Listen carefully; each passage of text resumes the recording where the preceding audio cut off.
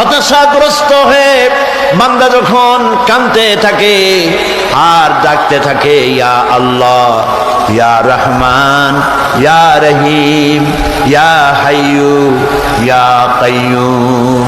একটুখানি তাহাজ্জুদে ওঠেন, গভীর রাত্রে ঘরের সবাই যখন ঘুমানো, আপনি তখন উঠুন, উজু করে একা একই রুমের ভিতরে ঢুকে তাহাজ্জুদের নামাজ আদায় করে চোখ বন্ধ করে যদি ডাকতে থাকেন মধুর সুরে, ইয়া আল্লাহু, ইয়া রহমানু, ইয়া রহিমু, ইয়া হাইয়ু, ইয়া কাইয়ুম।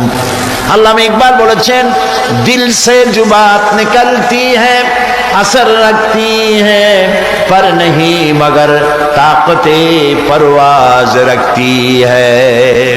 দিল থেকে যে কথা উচ্চারিত হয়, মুখের কথা আর মনের কথা ভিন্ন রকম।